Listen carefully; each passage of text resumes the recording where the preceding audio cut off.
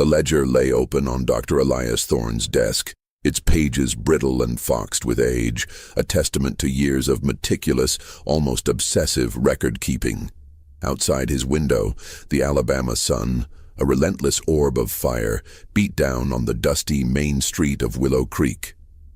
The year was 1847, and the air hung thick and heavy, laden with the scent of blooming jasmine, the distant hum of cicadas, and the ever-present cloying sweetness of ripening cotton.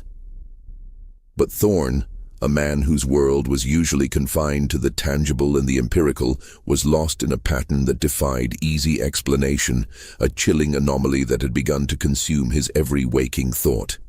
17 girls, all born with hair the color of a sunset blaze, a fiery, unmistakable red, all with skin so pale it seemed to drink the light, almost translucent against the deep, rich tones of their mothers.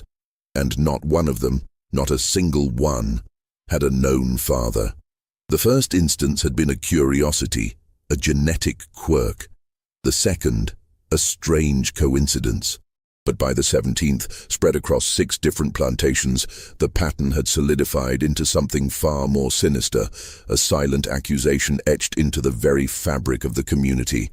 Thorne, a physician trained to heal and to observe, found himself entangled in a mystery that whispered of systemic cruelty, of power wielded without conscience, and of a collective silence so profound it was deafening. He saw the children, he saw their mothers, and he saw the unspoken truth that everyone else seemed determined to ignore. The question that gnawed at his soul, that kept him pacing his small office long after the town had settled into its uneasy slumber, was not how this was happening, but why an entire society would choose to look away. Before we continue with the story of Dr. Thorne and the unsettling secret that would define his final years in Willow Creek, I want to take a moment to thank you for joining us here at Liturgy of Fear. If you find yourself drawn to these forgotten corners of history, these narratives that whisper uncomfortable truths from the past, please consider subscribing to our channel and hitting that notification bell.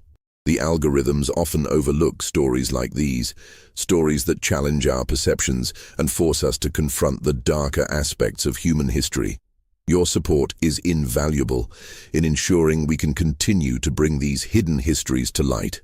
Now, let us return to the stifling heat of that Alabama summer, to the quiet desperation of Willow Creek, and to the moment when Dr. Thorne first began to understand the true, horrifying scope of what he was witnessing. Willow Creek, established in the early 1820s, was less a town of grand aspirations and more a functional artery in the vast, beating heart of the Cotton Kingdom. Its main street, a perpetually dusty ribbon of packed earth, was flanked by buildings that prioritized utility over aesthetics. A general store, its wooden porch groaning under the weight of barrels and crates. A sturdy brick bank, symbol of the wealth flowing from the fields. A modest courthouse where justice, or at least its local interpretation, was dispensed. A clapboard church whose steeple was the tallest structure for miles. And the inevitable saloon, its raucous laughter and piano music spilling out into the humid evenings. Dr. Elias Thorne's office, a small, unassuming structure tucked between the dry goods store and the blacksmith, blended seamlessly into this landscape of practical necessity. Thorne had arrived in 1842, a young man in his late 20s, fresh from his medical studies at the University of Pennsylvania. He'd envisioned a life of intellectual pursuit, perhaps even contributing to the burgeoning fields of medical science. Instead, the South had offered him a stark reality, a practice dominated by the brutal exigencies of plantation life. His days were a relentless cycle of treating sunstroke, fever, dysentery, and the myriad injuries inflicted by the unforgiving labor of cotton cultivation. He set broken bones, lanced boils, and most frequently attended to the births of children, both free and enslaved. The white families, the planters and their kin, viewed him with a mixture of respect and condescension, preferring their own remedies for minor ailments and calling upon him only when death seemed imminent. The enslaved population, however, saw him as a necessary, if sometimes feared, presence. a man who could alleviate suffering even if he could not change their circumstances. He was a man of quiet habits, Thorne, with a lean frame that seemed perpetually stooped over his medical texts or his ledger. His spectacles, perched precariously on his aquiline nose, were often smudged, and his thinning brown hair was perpetually disheveled from nervous habit.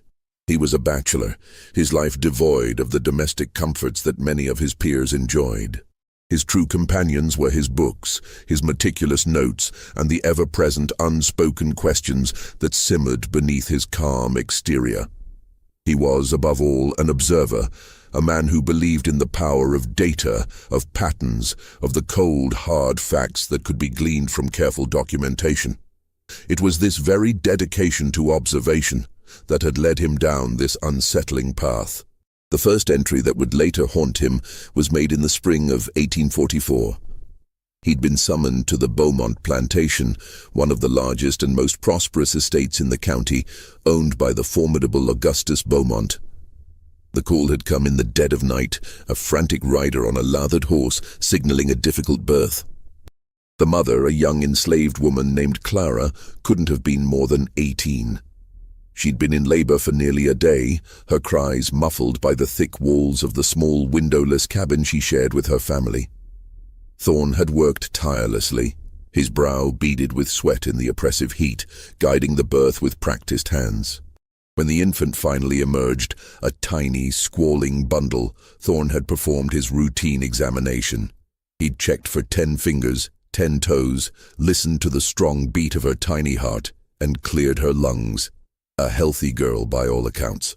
But as he'd wiped away the vernix, his fingers had brushed against a shock of hair. It was an unmistakable shade of copper, vibrant and fiery, even in the flickering lamplight. And her skin, once cleaned, was remarkably pale, almost translucent, revealing the delicate network of veins beneath.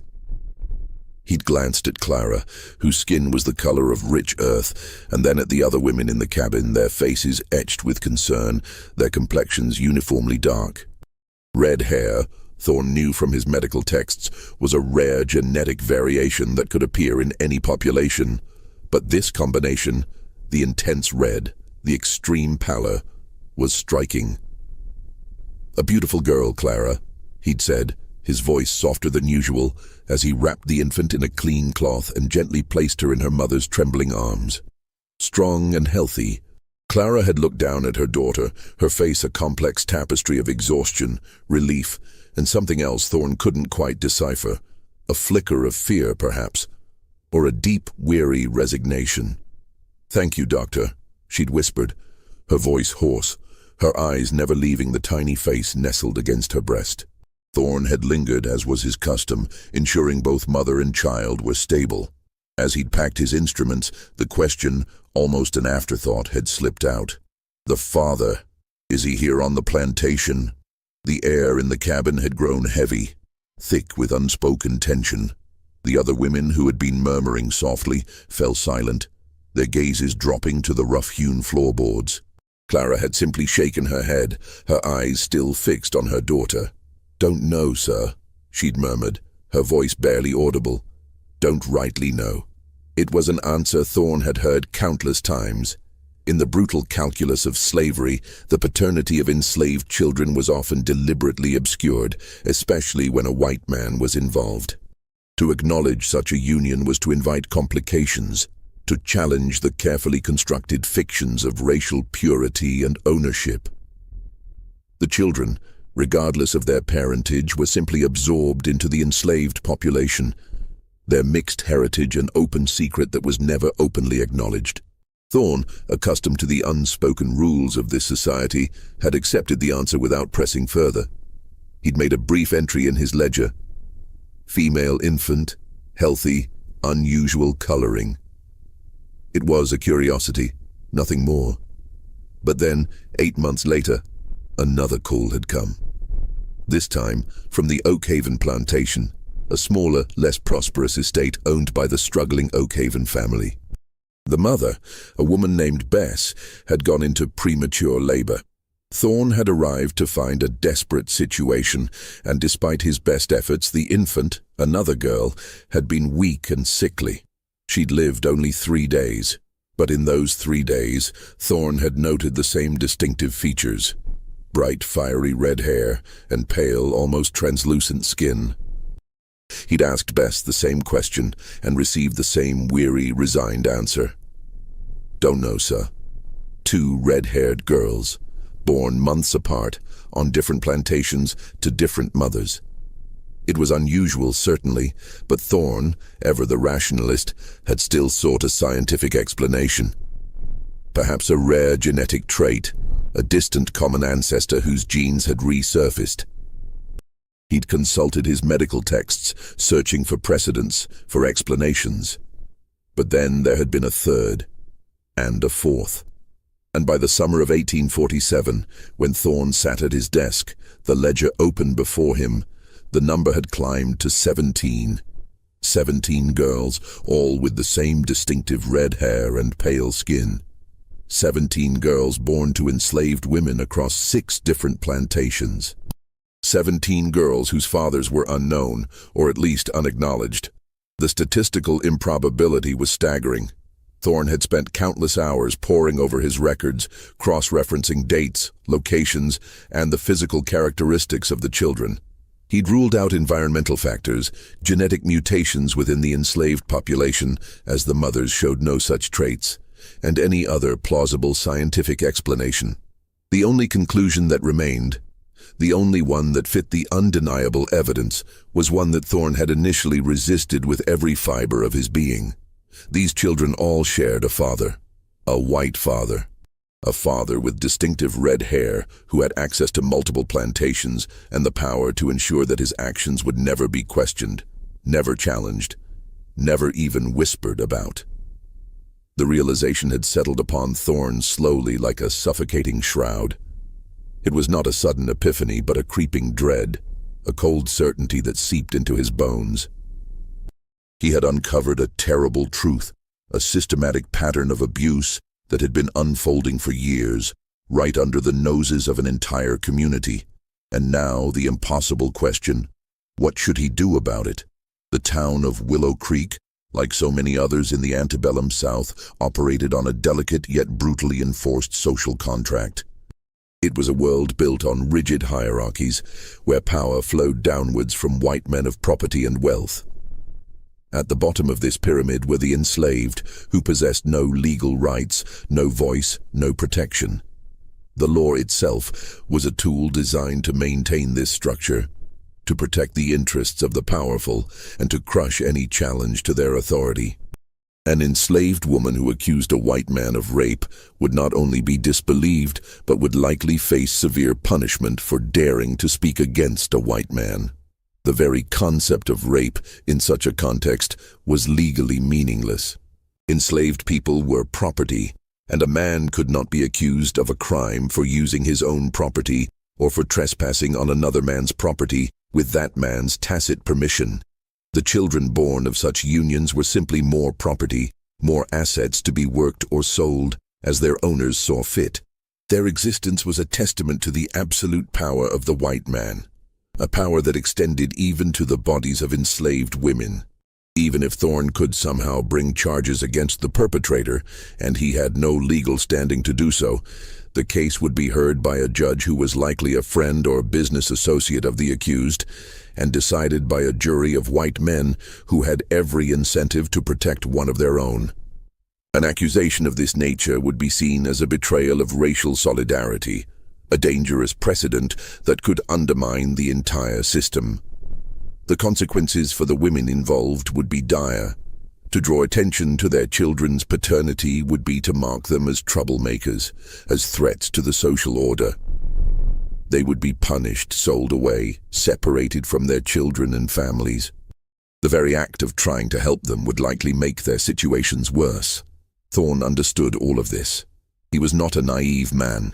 He had lived in the South long enough to understand how power worked, how the system protected itself with an iron fist cloaked in velvet. But understanding did not make the knowledge any easier to bear. It festered within him, a toxic brew of anger, frustration, and helplessness. He found himself lying awake at night, staring at the ceiling of his small bedroom, the sounds of the night, The chirping crickets, the distant baying of a hound, doing little to soothe his agitated mind. He imagined confronting the man directly, demanding an explanation, threatening to expose him. But to what end? The man would deny everything, and Thorne would be ruined, his practice destroyed, his reputation shattered. He imagined writing to authorities in Montgomery, laying out his evidence in careful detail. But he knew such a letter would be ignored, or worse, traced back to him with dire consequences. He even considered more drastic measures. He was a doctor, after all. He had access to medicines, to poisons. It would be easy enough to slip something into the man's drink at a social gathering, to make it look like a heart attack or a sudden illness. But Thorne was not a murderer. The thought of taking a life, even the life of a man he had come to despise, was abhorrent to him. And so, he did nothing. He continued his rounds, delivered babies, treated illnesses, and kept his terrible knowledge locked away in his heart and in the coded entries of his ledger. But the weight of that knowledge was crushing him, slowly, inexorably. The question of who had become an obsession for Thorne. He began to pay attention to details he had previously overlooked. At church on Sundays, he would surreptitiously scan the congregation, noting the color of every man's hair. At social gatherings, he would listen intently to conversations, trying to discern who had business dealings with multiple plantations, who traveled frequently, who had the kind of access that would allow for such systematic abuse. The pool of suspects was surprisingly small. Willow Creek was not a large town, and the white population was even smaller. Most of the men were tied to specific plantations, rarely venturing beyond their own property lines, except for trips to town or occasional social calls. But there were a few men whose work required them to move freely between plantations. The cotton broker who negotiated sales and arranged shipments, the itinerant preacher who held services at various plantation chapels, the traveling salesman who brought goods from Mobile and Montgomery, and the county sheriff who made his rounds enforcing what passed for law in this corner of Alabama. Thorne began to observe these men more carefully. The preacher, Reverend Josiah Blackwell, was a thin, ascetic man with dark hair going gray at the temples. The salesman, a jovial fellow named Cornelius Briggs, was nearly bald, what little hair he had left being a mousy brown. The sheriff, Wade Hutchins, had black hair and a thick black beard. That left the cotton broker, Alistair Finch. Finch was a man of considerable presence, a force of nature in the quiet town of Willow Creek. Tall and broad-shouldered, with a booming voice that carried across a room and a laugh that seemed to shake the very rafters of the saloon, he was a fixture at every social gathering, every church service, every important meeting.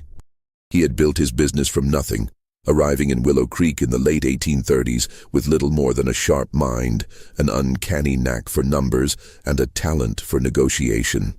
Within a decade, he had become indispensable to the local economy, the man who could get the best prices for cotton, who had connections in Mobile and New Orleans, who could arrange credit when times were tight. He was a man of influence, a man of means, a man whose word carried weight. And Alistair Finch had hair the color of burnished copper, a vivid, unmistakable red that he wore like a crown, often swept back from his high forehead. The first time the connection occurred to Thorne, he had been standing in Finch's opulent office, discussing payment for medical services rendered to one of Finch's household servants. Finch had been seated behind his massive mahogany desk, the afternoon sun streaming through the tall window behind him, setting his hair ablaze with light. Thorne had been in the middle of a sentence, explaining a dosage, when the thought struck him with such force that he had actually stumbled over his words, his voice trailing off into an embarrassed cough. The hair, the same shade, the exact same shade as the children. Finch had looked at him quizzically, a slight smile playing on his lips. "Are you quite well, Doctor? You look as though you've seen a ghost." Thorne had recovered quickly, mumbling something about the oppressive heat, and had finished his business as quickly as possible. But as he had walked back to his office, the image of Finch's fiery hair, illuminated by the sun, had burned itself into his mind. Could it be? Could Alistair Finch, respected businessman, church elder, pillar of the community, be the father of 17 enslaved children? The more Thorne thought about it, the more the pieces seemed to fall into place with a horrifying precision. Finch's business required him to visit every major plantation in the county, often staying overnight when negotiations ran late or when social obligations dictated. He was a bachelor, living alone in a large, well-appointed house on the edge of town, with only a small staff of enslaved servants. He was charming, persuasive, the kind of man who could talk his way into or out of any situation. And he was powerful, with connections that reached all the way to the state capital in Montgomery. If any man in Willow Creek could commit such acts with complete impunity, it would be Alistair Finch. But suspicion was not proof. Thorne was a man of science, trained to rely on evidence and observation, not speculation and conjecture. He needed to be certain. And so he began to investigate as discreetly as possible, weaving his inquiries into his daily rounds, his conversations, his very observations of the world around him. He started by reviewing his ledger even more carefully, noting not just the dates of the births, but also the approximate dates of conception, working backward from the gestational period. Then, during his visits to the various plantations, he began to ask subtle, seemingly innocuous questions. Had Mr. Finch been by recently? When had he last visited? How long had he stayed? Had he dined with the family? Had he spent the night? The answers, pieced together over weeks and months, formed a damning pattern. In almost every case, Alistair Finch had visited the plantation in question approximately 9 months before the birth of a red-haired child. Sometimes his visits had been for business, negotiating cotton prices, arranging shipments. Sometimes they had been social, dinner with the plantation owner, a game of cards, a night of drinking and conversation in the parlor. But he had been there. Every single time. The evidence was circumstantial, yes, but it was overwhelming. Thorne felt a cold certainty settling in his chest, a weight that made it hard to breathe, a knot of dread that tightened with each new confirmation. He had uncovered a terrible truth, a systematic pattern of abuse that had been going on for years, right under the noses of the entire community. And now he faced an impossible question. What should he do about it? The answer, he knew, was fraught with peril, not just for himself, but for the very women and children he sought to protect. The weight of his knowledge began to press down on Thorne, suffocating him. He found himself increasingly withdrawn, his usual quiet demeanor deepening into a brooding silence. The vibrant Alabama landscape, once a source of quiet contemplation, now seemed to mock him with its beauty, a stark contrast to the ugliness he carried within. One sweltering afternoon, as he rode his buggy along a dusty track bordered by towering pines, the sun beating down relentlessly, Thorne found himself contemplating the sheer audacity of Finch. How could a man live with such a secret, such a trail of silent victims? Did he feel no guilt, no shame? Or had he, like so many others in this society, simply compartmentalized his actions, viewing the enslaved as property, their bodies and lives existing solely for his gratification and profit? He pulled the buggy to the side of the road, the horses stamping impatiently in the heat. He reached into his medical bag, not for an instrument, but for a small flask of whiskey he had begun to carry with increasing frequency. A long swallow burned its way down his throat, offering a fleeting moment of oblivion before the thoughts rushed back, more insistent than ever. He thought of Clara, the first mother, her face a mask of weary resignation. He thought of Bess, whose child had died after only 3 days, a tiny, red-haired ghost. He thought of the other mothers, their names now etched into his memory. Sarah, Eliza, Martha, Lucy, each one a silent testament to Finch's depravity, each one a victim of a system that offered no protection. Thorne knew he couldn't speak out without proof, and even with proof, the system would protect Finch. He was trapped, a silent witness to a crime that society refused to acknowledge. The injustice of it all was a bitter pill, one he swallowed daily. The autumn of 1848 brought with it the annual harvest celebration at the Beaumont plantation. It was a grand affair, a ritual of wealth and power, where Augustus Beaumont, the patriarch of the estate, invited the white families of the county to revel in the bounty of another successful cotton harvest. The air was filled with the aroma of roasted meats, sweet pies, and expensive tobacco. Music, provided by a small ensemble of enslaved musicians, drifted from the wide veranda of the plantation house, mingling with the laughter and animated chatter of the guests. Thorne had little taste for such gatherings, finding the forced conviviality and superficial pleasantries grating. But attendance was expected, a social obligation he couldn't easily avoid without drawing undue attention. He stood on the periphery of the festivities, a glass of lukewarm punch in his hand, trying to appear engaged, his gaze sweeping over the scene with his usual detached observation. Alistair Finch was there, of course, resplendent in a new suit of fine linen, his red hair gleaming like a beacon in the flickering light of the torches that had been strategically placed around the veranda. He was, as always, the center of attention, holding court with a group of planters, regaling them with some humorous anecdote about a recent trip to Mobile.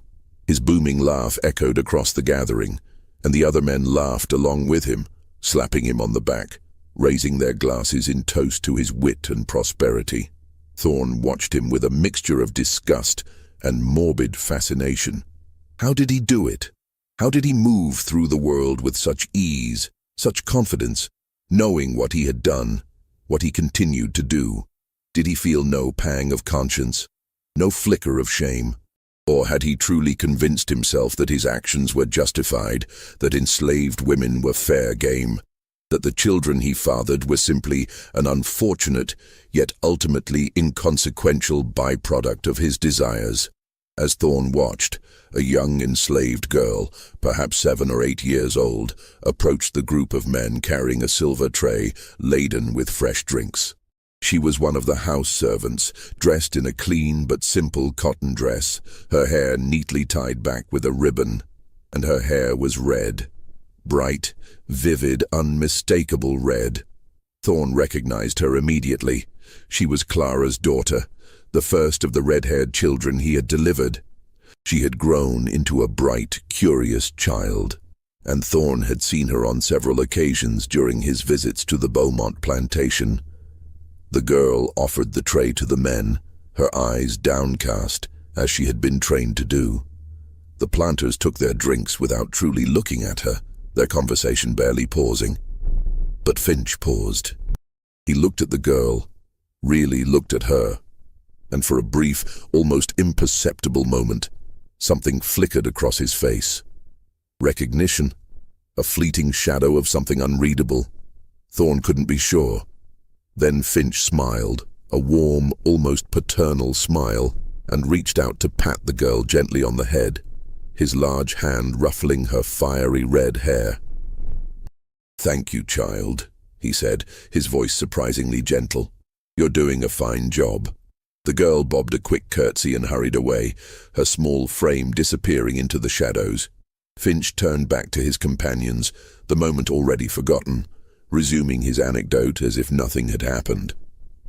But Thorne had seen it. That brief touch, that fleeting smile. It was a gesture of ownership, of casual acknowledgement.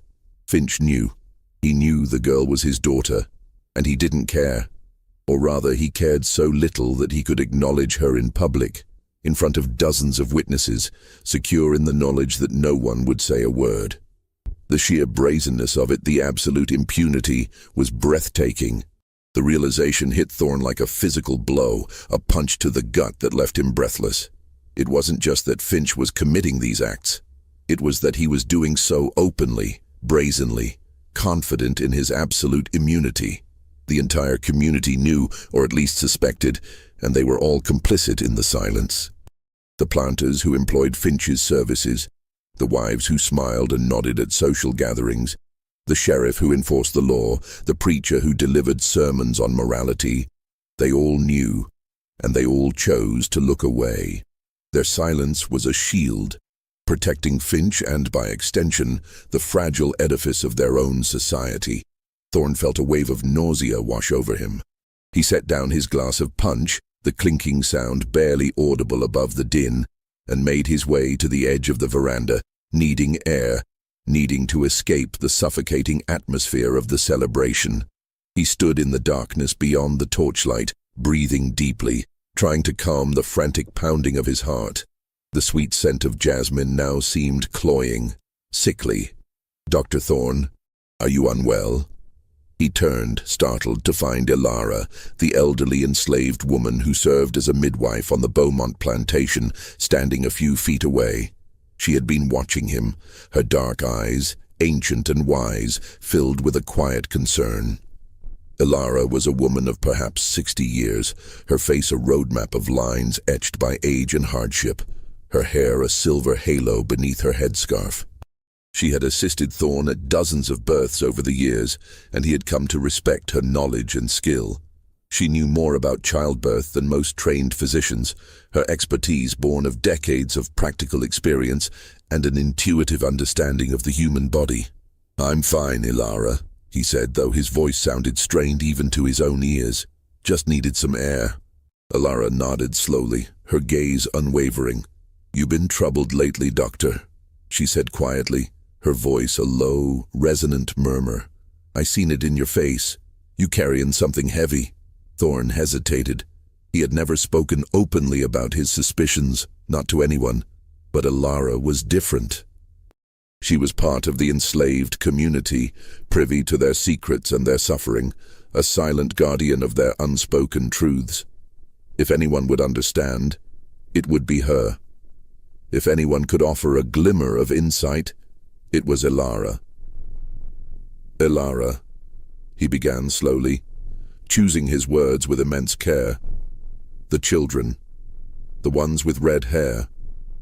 You've helped deliver several of them, haven't you?" Ilara's expression didn't change, but something shifted in her eyes, a subtle flicker of wariness, a deep-seated caution born of a lifetime of survival. "Yes, sir, I have." Her voice was flat, devoid of emotion. "Do you?" Thorne paused, struggling to articulate the unutterable.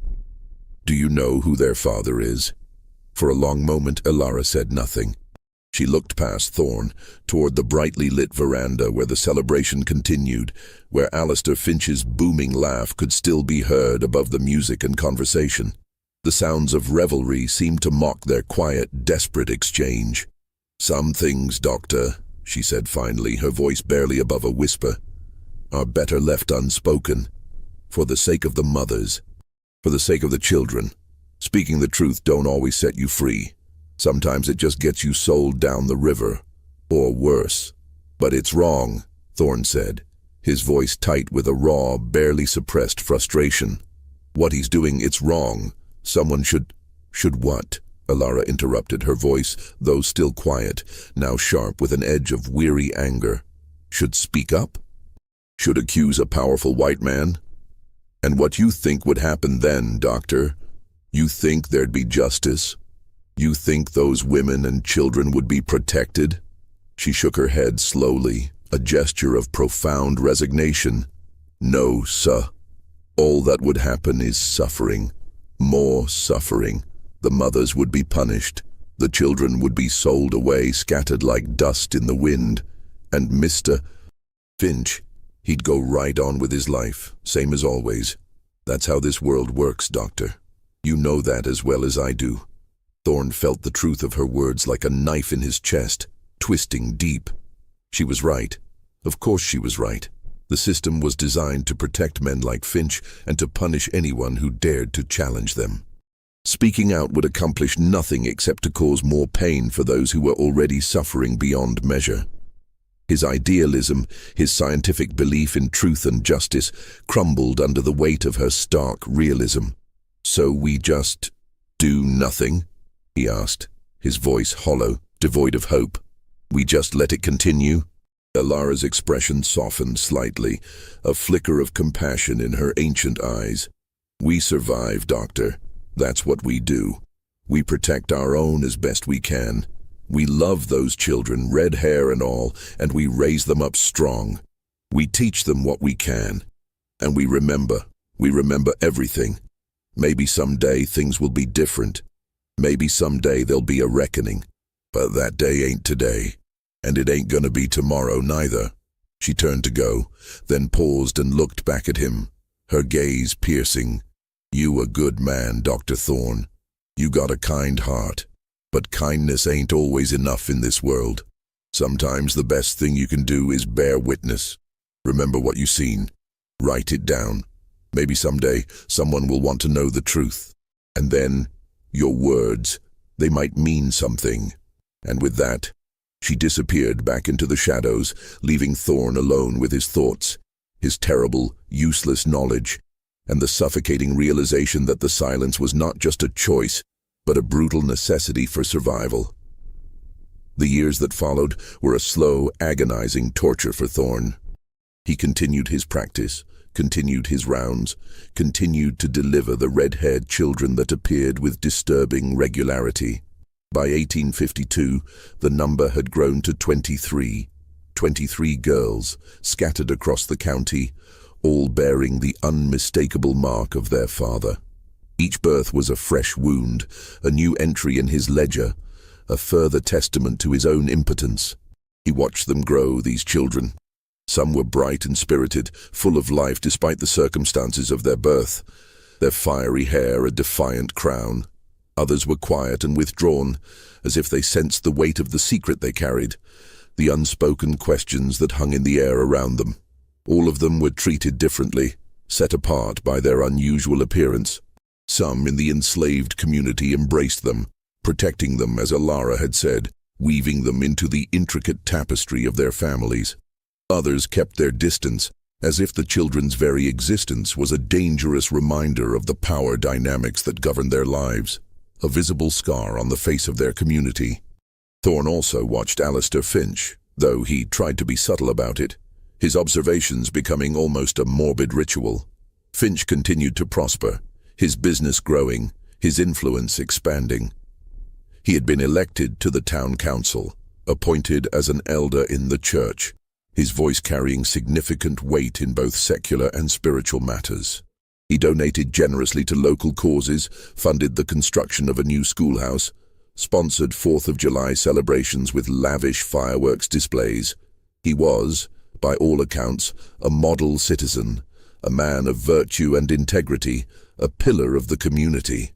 The hypocrisy of it all made Thorne physically ill, a constant knot of nausea in his stomach. He began to drink more than he should, seeking a fleeting solace in whiskey when the weight of his knowledge became too much to bear. His practice suffered. He became forgetful, distracted, prone to dark moods that alienated his few acquaintances. People began to whisper that Dr. Thorne was not quite right, that perhaps the strain of his work, the constant exposure to suffering and death, had affected his mind. He heard the whispers, but he no longer cared. What was a reputation, after all, in the face of such profound injustice? In the spring of 1854, a new red-haired girl was born on the McIntyre plantation. The mother, a young woman named Hannah, had a difficult labor, and Thorne was called in the middle of the night. He arrived to find Hannah in distress, the birth not progressing as it should, her strength ebbing away with each agonizing contraction. He worked for hours, using all his skill and knowledge, his hands slick with sweat and blood. But in the end, both mother and child died. The tiny infant, stillborn, had a shock of bright red hair. Thorne was devastated. He had lost patients before. It was an inevitable, brutal part of medicine, especially in such primitive conditions. But this death felt different. It felt like a judgment, a condemnation of his own inaction. Hannah had died bringing one of Finch's children into the world, and Thorne had done nothing to stop it, nothing to protect her. He had merely borne witness, and it felt utterly, horribly insufficient. He attended the burial, a simple, somber affair in the plantation's slave cemetery. The other enslaved people gathered around the shallow grave, their voices low and mournful as they sang spirituals that spoke of sorrow and hope. Thorne stood at the edge of the group, his hat in his hands, tears streaming down his face, unashamed. The raw grief he felt was not just for Hannah and her child, but for all the silent victims, for the crushing weight of the system, and for his own profound helplessness. After the burial, a cold, hard resolve settled within him. He went directly to Finch's office. He didn't have a plan, didn't know what he was going to say. He just knew he couldn't remain silent any longer. The despair had reached its zenith, and in its place a desperate, reckless courage had bloomed. He found Finch at his desk, reviewing ledgers, a quill pen scratching softly across the paper. Finch looked up as Thorne entered, a welcoming smile on his face, a practiced mask of geniality. "Dr. Thorne, what a pleasant surprise. To what do I owe the—" He paused, his smile faltering as he took in Thorne's disheveled appearance, the wildness in his eyes, the raw grief etched on his face. "Are you quite well, Doctor?" "Hannah died last night," Thorne said, his voice flat, devoid of inflection yet carrying an immense weight. "On the McIntyre plantation, she and her child." Finch's expression shifted to one of practiced concern. "How tragic. I'm very sorry to hear that. Was there a complication?" "The child," Thorne continued, as if Finch hadn't spoken, his gaze fixed on Finch's fiery red hair. "Had red hair, just like all the others." The room went very quiet. The only sound was the distant clatter of a wagon on the street outside. Finch's expression didn't change, but something hardened in his eyes, a subtle tightening around the mouth. The genial mask slipped, revealing a glimpse of something cold and calculating beneath. "I'm not sure I understand what you're implying, Doctor." Finch's voice was calm, almost dangerously so. "I think you do," Thorne said, his voice shaking now, not with fear but with a righteous, long-suppressed anger. "I've been keeping records. 24 children in 10 years, all with red hair, all born to enslaved women on plantations you visit regularly, or with fathers who are conveniently unknown." Finch leaned back in his chair, his fingers steepled beneath his chin, his eyes narrowed. When he spoke, his voice was still calm, almost amused, a chilling display of control. "That's quite an accusation, Dr. Thorne. Based on what? The color of some children's hair? Genetics is a mysterious thing. Surely you, as a man of science, understand that. A rare trait, perhaps, passed down through generations. You're seeing patterns where none exist, Doctor." "I understand," Thorne said, his voice rising, trembling with the force of his long-held fury, "that you've been raping enslaved women for a decade. I understand that you've fathered 24 children and taken no responsibility for them. I understand that Hannah died because of you, because of your depravity, your absolute disregard for human life." Finch's expression turned cold, utterly devoid of warmth or humanity. He stood slowly, deliberately, his considerable height and bulk suddenly menacing, casting a long shadow over Thorne. "Be very careful, Doctor," he said quietly, his voice a low, dangerous growl. "You're making serious allegations without a shred of proof. Allegations that could be considered slanderous, damaging to my reputation and my business. Do you understand the consequences of such slander in this community?" "I don't care about consequences," Thorne said, though even as he said it, he knew it wasn't entirely true. A part of him, the rational, self-preserving part, screamed in protest. Someone needs to speak the truth. "The truth?"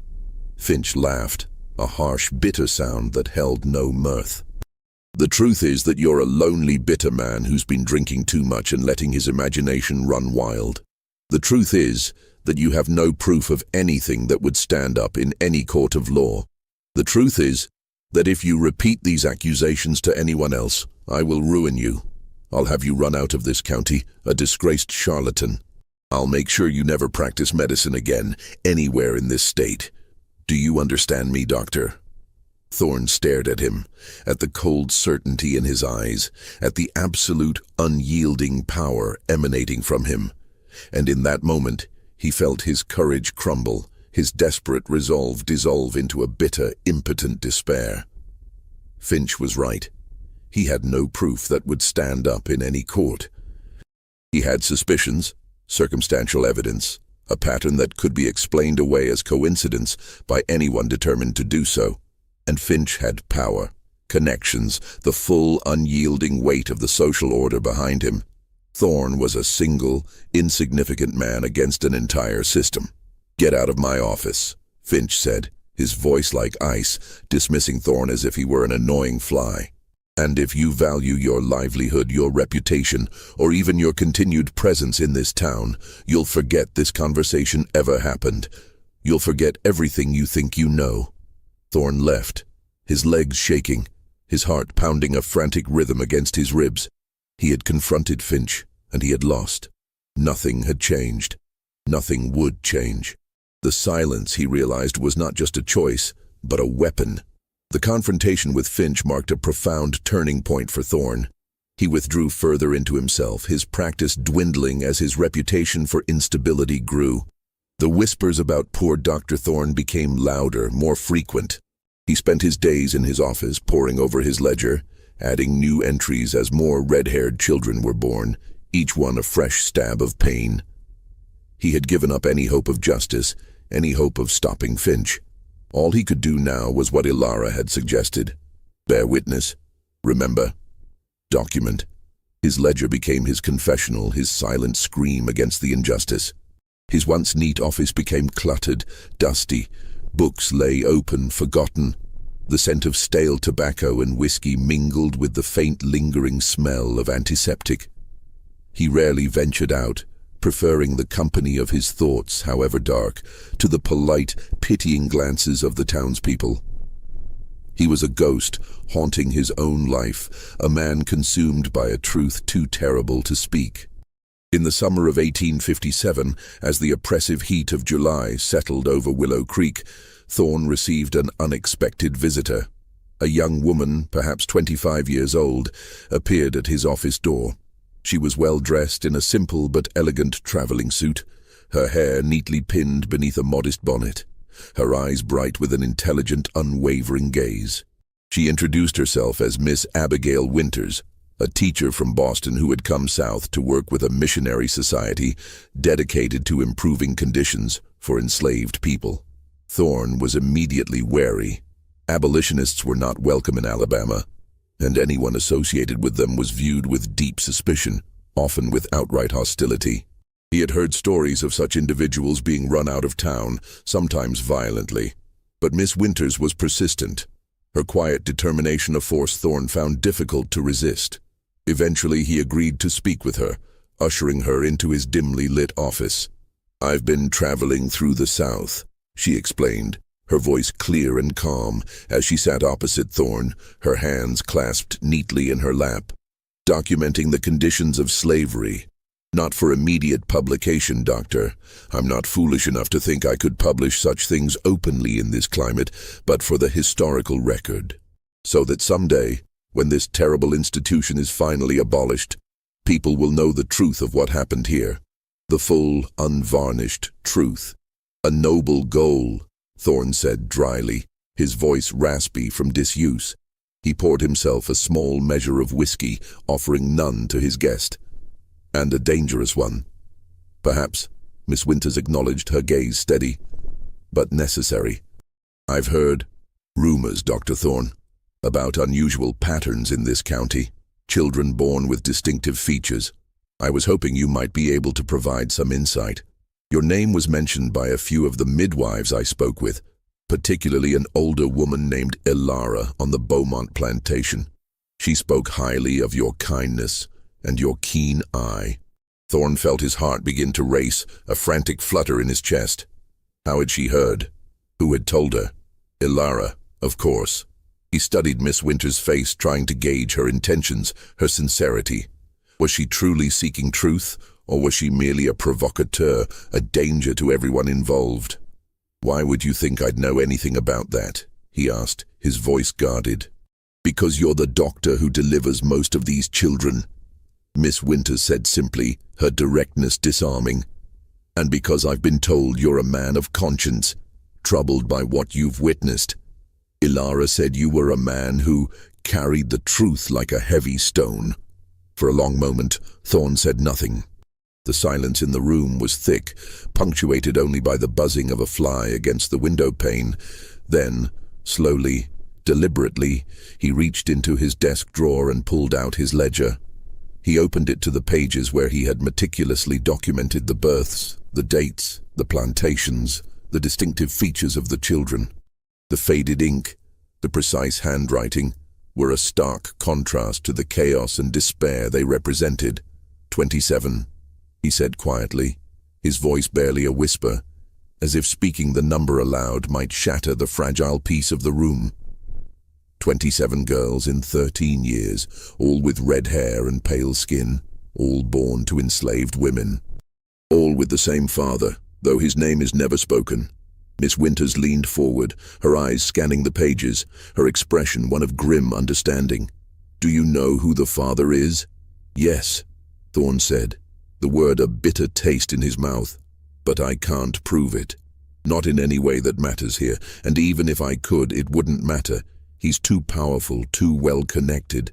The entire community protects him, either actively or through their silence. They are all complicit. Tell me his name," Miss Winters said, her voice firm, unwavering. "Let me decide what can be done with the information. My society has connections, Doctor. We have ways of documenting these truths, even if we cannot act on them immediately." Thorne hesitated. To speak Finch's name aloud, to someone outside the community, felt like crossing a line from which there would be no return. It felt like a betrayal of the very silence that had protected him, however imperfectly. But what did he have to lose? His practice was already failing, his reputation was already in tatters. And perhaps, just perhaps, Miss Winters, with her quiet strength and her distant connections, could do something with the information that he, a broken man in a broken system, could not. Perhaps his years of silent suffering, his meticulous documentation, might finally serve a purpose beyond his own despair. "Alistair Finch," he said, the name a venomous hiss on his lips. "The cotton broker. He has access to every plantation in the county. He's been doing this for over a decade, and no one will stop him. No one can." Miss Winters wrote the name carefully in a small notebook she had produced from her bag, her pen scratching softly. "And the mothers? Have any of them spoken about this? Have they named him?" "They can't," Thorne said, shaking his head. "To speak would be to invite punishment, to risk being sold away, separated from their other children. They protect themselves and their children through silence. It is their only defense." Miss Winters nodded slowly, her gaze thoughtful. "I understand. Dr. Thorne, would you be willing to let me copy these records? I promise they'll be kept confidential, used only for historical documentation, for a future when such truths can be openly acknowledged." Thorne considered the request. His ledger was the only evidence he had, the only proof that he hadn't imagined the pattern, that he wasn't simply a madman seeing conspiracies where none existed. To hand it over, even to allow it to be copied, felt like relinquishing the last thing of value he possessed, the last tangible proof of his sanity. But what good was it doing him? He had kept these records for 13 years, and they had accomplished nothing but to deepen his despair.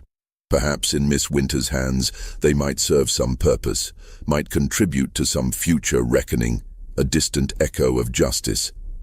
Perhaps Ilara's words, "Maybe someday someone will want to know the truth," were not entirely without hope. "Yes," he said finally, his voice barely audible. "You may copy them." Miss Winters spent the next several hours carefully transcribing Thorne's entries into her own notebook, her pen moving swiftly and precisely across the pages. The only sounds in the room were the rustle of paper, the scratch of her pen, and the distant, mournful cry of a whippoorwill. When she finished, she closed her notebook, her face grave. She thanked him profoundly, her eyes conveying a deep respect and understanding, and prepared to leave. "Dr. Thorne," she said at the door, her voice soft but resolute, "I want you to know that what you've done, keeping these records, bearing witness, it matters. Even if it doesn't feel like it now, even if justice seems impossible in this time, the truth has value. Someday, people will want to know what really happened here. And because of you, because of your courage to document, they'll be able to. After she left, Thorne sat alone in his office, the ledger still open on his desk, feeling strangely empty. He had finally told someone, finally shared the burden he had been carrying for so long. But he felt no relief, no sense of catharsis. If anything, he felt more hopeless than before, because he knew, with a certainty that went bone deep, that nothing would change. Finch would continue his predations, the red-haired children would continue to be born, and the community would continue its conspiracy of silence, its complicity in the face of unspeakable cruelty. Just when we thought we'd seen it all, the depths of human depravity and the resilience of those who suffer in silence, the story takes another turn, a testament to the enduring power of truth, however long it takes to emerge from the shadows. Dr.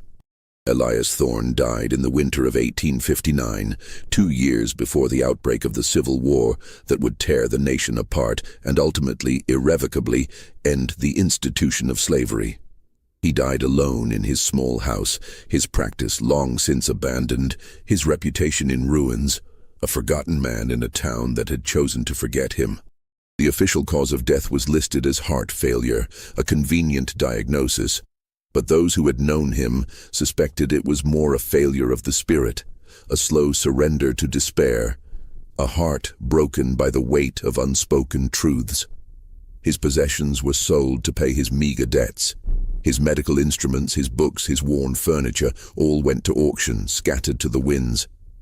His ledger, that careful, meticulous record of 13 years of observation and documentation, was found among his papers. The executor of his estate, a local lawyer who had never much liked Thorne, glanced through it, saw only medical notations that meant nothing to him, and tossed it into a dusty box of miscellaneous papers to be stored in the courthouse attic, forgotten amidst forgotten files.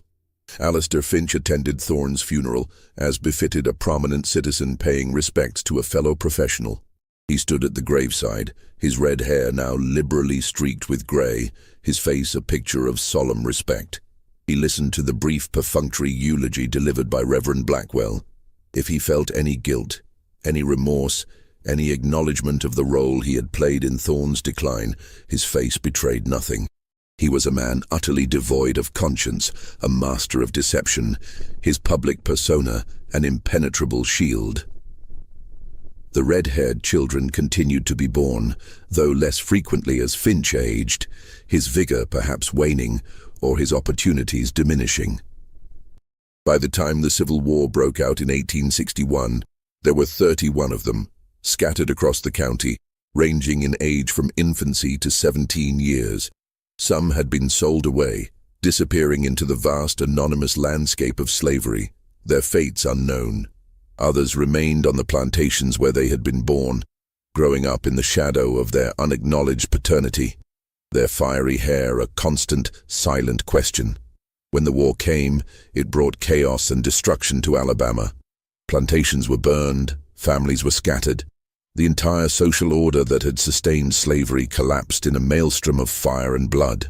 In the tumultuous aftermath, during the difficult years of Reconstruction, many of the red-haired girls, now young women, gained their freedom. Some left Alabama seeking new lives in the North or West, hoping to escape the ghosts of their past. Others remained, building lives in the only place they had ever known, their roots too deep to sever. A few of them eventually learned the truth about their father. The knowledge came in different ways: a whispered conversation from an aging midwife, a deathbed confession from a former house servant, a chance encounter with someone who had known the secret all along. Some were devastated by the revelation, the truth a bitter poison. Others had always suspected, had seen their own reflection in a mirror and wondered at the stark contrast between their features and those of their mothers, their siblings. None ever received any acknowledgement from Finch, any support, any recognition of their existence. They were simply the unacknowledged, inconvenient truths of a powerful man's life.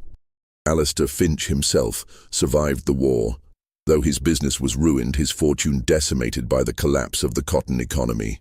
He lived on for another decade, a diminished figure in a changed world, a relic of a bygone era. He died in 1875 at the age of 73, a seemingly peaceful end to a life of quiet depravity. His obituary in the local newspaper praised his contributions to the community, his business acumen, his charitable works, his unwavering commitment to the prosperity of Willow Creek. There was no mention of the children he had fathered, no acknowledgement of the lives he had damaged, no hint of the terrible secret that had defined his life, a secret he had carried to his grave with the same impunity with which he had lived. The ledger that Dr.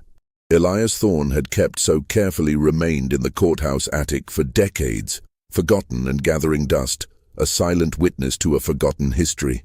It was finally discovered in 1923 during a renovation project. A young clerk, sorting through boxes of old decaying papers, came across it and, intrigued by the careful handwriting and detailed medical notations, brought it to the attention of the county historian. The historian, a meticulous woman named Margaret Thornton, recognized the significance of what she was reading. She spent months researching, tracking down descendants of the people mentioned in the ledger, piecing together the story that Thorne had documented but never told. She wrote a paper about her findings, presenting it at a regional history conference in 1925. The paper caused a minor sensation in academic circles, a ripple of discomfort and fascination, but it was largely ignored by the general public. The descendants of the plantation families, now respectable citizens of the New South, were horrified by the allegations and worked to suppress the story, to bury it once more beneath layers of denial and convenient historical narratives. The paper was never published in a major journal, and Margaret Thornton's groundbreaking research was quietly shelved, deemed too controversial, too unsettling for the prevailing narrative of a romanticized past. But the truth, once uncovered, has a way of persisting, of finding cracks in the edifice of silence. Copies of Thornton's paper circulated among historians and researchers. The story of the red-haired children of Alabama became a footnote in academic studies of slavery, a dark example of the systematic abuse that had been endemic to the institution, a stark reminder of the human cost of absolute power. And somewhere, in archives and attics, in faded family Bibles and whispered oral histories, the descendants of those 31 red-haired girls preserved their own memories. They knew who they were, knew the truth of their ancestry, even if the wider world chose to forget or ignore it. They carried that knowledge forward, a burden and a testament, a reminder that some secrets, no matter how carefully guarded, eventually come to light, even if it takes generations.